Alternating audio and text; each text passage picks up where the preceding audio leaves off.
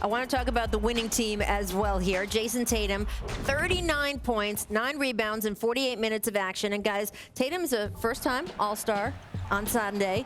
He's 21 years old. And Scottie, we think going into the season, oh, Kemba Walker's the leader of that team. He's a vet. But is Jayson ready to take over as the leader of this team?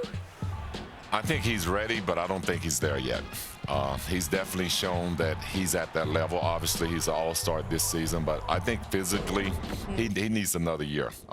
We're starting to see the fruit of his labor right now, but I think he's still a year away from his body fully maturing to really dominate. But you're starting to see it. Yeah, I agree. It's all about consistency, and that's what's missing. I mean, he has all the tools.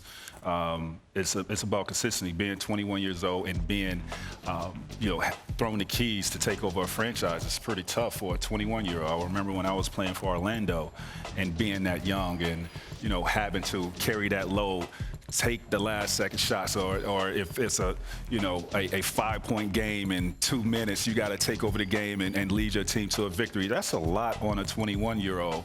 And as the game goes, the confidence grows with him. And I think next year he'll be ready for anything that the game throws at him. Look at those comps, Wilbon. Larry Bird and Paul Pierce. When you start throwing Larry and Paul up there, I mean, that's incredible company. One thing I want to ask you guys.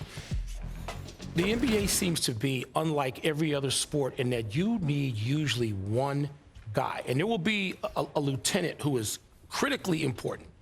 But can the Celtics do this by committee? Can he share that leadership role with Jaylen Brown, Marcus Smart, Kemba, or does he need to emerge? Do they need one guy, Scottie, to emerge? I think he's a year away, and that's where I see him separating himself from his teammates. They will know who the obvious best player is on this team. I still think right now Jaylen Brown could have easily been an all-star. Yeah. Kemba Walker is an all-star. Let's not forget we got Marcus Smart on that team, too. Yeah, Smart, Gordon Hayward. Marcus Brown, Gordon Hayward. So they got a lot of guys that are kind of right there at the same level. But I do think that Tatum is now starting to separate himself. Well, he had that almost like arrested development year last year because the Celtics, let's face it, were kind of a mess last year. So he's doing maybe in his third year what we maybe expected from him after his rookie year, and then one more year gets that third-year breakthrough, but in his fourth year because they're just a little bit of a different schedule. I do want to highlight something the Celtics did during the game last night. They ran this mixtape video of Kevin Garnett.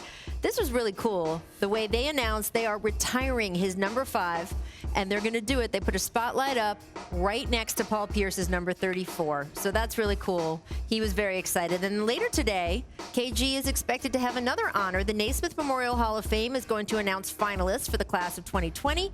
KG, Tim Duncan, nominated for the first time this year, and of course the late Kobe Bryant in there as well. Chris Bosh is going to be eligible. Guys, I mean, we expected to see Kobe, Tim, and Kevin Garnett 3 across, and it was going to be potentially the greatest Hall of Fame class ever. What do you think now from this group? It is one of the greatest Hall of Fames ever, and it will certainly be one that we remember. That night in Springfield, which is coming up in September, will certainly be more emotional. Yeah, in Kobe's physical absence. I remember, I think it was 2010, a class with Michael Jordan, John Stockton, David Robinson, and Jerry Sloan, I think, if memory serves me. And that was just like, wow. And sometimes you get these classes that are just glittering. Yeah. And this is one of them. Absolutely. I'm going to miss we're not going to get to see Kobe's speech. Listen, I haven't been back since I was inducted, and I was really looking forward to We were talking about going back for that. Yes. Absolutely. And we know Kobe would have probably put together one of the best speeches of all time. Yes. Because he's going to go study everybody else's speech. Make sure he just goes to the top. And make sure his speech would have been better. Well, I don't know what the Hall of Fame's plans are for his induction. I hope we get to see someone either from his family or someone close to him speak on his behalf. And I don't know, the way Kobe was, it's possible he already had that written. So I was about to say that. Thanks for watching ESPN on YouTube. For highlights and analysis, check out the ESPN app.